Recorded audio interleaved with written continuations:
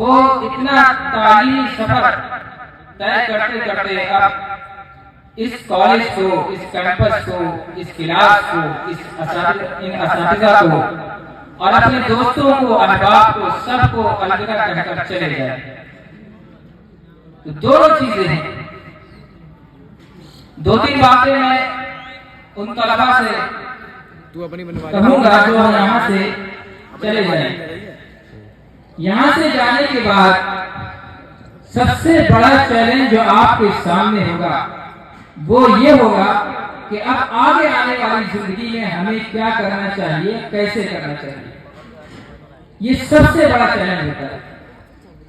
اس کی سب سے بڑی بنیادی وجہ یہ ہوتی ہے کہ ہم نے پہلے سے کوئی ٹارگیٹ تیار نہیں کیا ہوتا.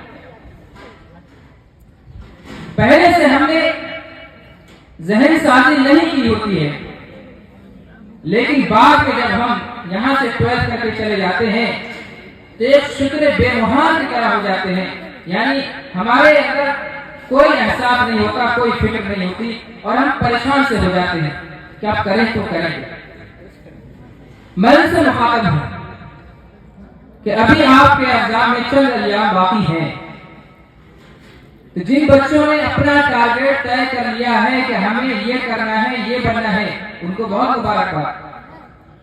لیکن جن بچوں نے ابھی اپنا کوئی ٹارگیٹ تیار نہیں کیا ہے، میں ان سے کہوں گا کہ آج ہی اپنے بزرگوں سے، اپنے اساتذہ سے، اپنے گھر کے بڑوں سے مشورہ کر کے اور جس سبجیکٹ میں اور جس چیز میں آپ زیادہ مہارت رکھتے ہو اسی لکش کو پراپت کرنے کے لیے آپ آگے بڑھنے کی کوشش کرتے رہیں.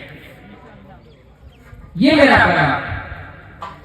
دوسری چیز یہ ہے کہ زندگی میں آپ کامیابی کی سیڑھی پر چڑھیں گے تو مشکلات ضرور آئیں گے، کیونکہ بغیر مشکل کے کوئی منزل حاصل نہیں ہو سکتی. قرآن کہتا ہے ان مع العسر یسرا کہ ہر پریشانی کے بعد آسانی ہوتی ہے. تعریف کیا کرتے تھے. شاہین پرندوں کو آپ جانتے ہوں گے. شاہین پرندہ جو اتنی اونچی پرواز کر لیتا ہے کہ آسمان کی چوٹیوں تک پہنچ جاتا ہے.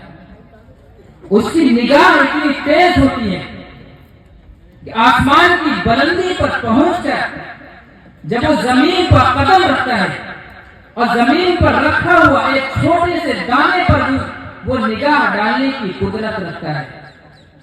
اور آسمان پر چڑھنے کے بعد جب وہ زمین پر قدم رکھتا ہے اور جب تک اپنے لکش کو حاصل نہیں کر لیتا تب تک وہ جدوجہد اور کوشش کرتا رہتا ہے. جب وہ بوڑھا ہو جاتا ہے، اس کے پر ٹوٹنے لگتے ہیں، اس کی چوٹ گھس جاتی ہے، جو اسے لگتا ہے میں کسی کام کا نہیں رہا، تو وہی شاہین جب پرواز کرتا ہے اور پہاڑوں میں چلا جاتا ہے اور پہاڑوں پر جانے کے بعد وہاں اپنی چونچ کو پتھروں پر مارنا شروع کر دیتا ہے اور وہاں سے چونچ کو گھسنا شروع کر دیتا ہے.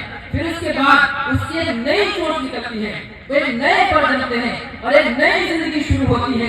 وہاں سے جب وہ پرواز کرتا ہے اور دنیا کی زندگی میں آتا ہے پھر وہی جوانی اس کی لوٹ کر آ جاتی ہے. پھر وہی بلبلا، وہی جوش، وہی جذبہ، وہی ہمت، سب کچھ وہی لوٹ کر آ جاتی ہے. یہ شاہین کا کام ہے، یہ شاہین کی خصوصیت ہے. ہمیں شاہین سے سبق لینا چاہیے، سیکھنا چاہیے کہ زندگی میں ہمیں شاہین بننا ہے. علامہ اقبال نے جوان کو خطاب کرتے ہوئے شاہین سے تعبیر کیا تھا کہ تم شاہین کی طرح بن کر دکھاؤ.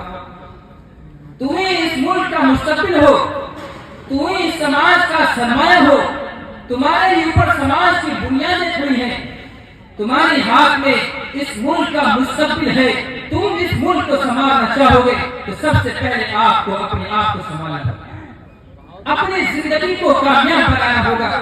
آپ چاہتے ہو سماج میں سدھار پیدا ہو، آپ چاہتے ہو سماج سے جھوٹ ختم ہو، فریب ختم ہو، دھوکہ دھڑی ختم ہو، ظلم کا خاتمہ ہو، تو سب سے پہلے آپ کو یہ چیزیں کر کے دکھانی ہے.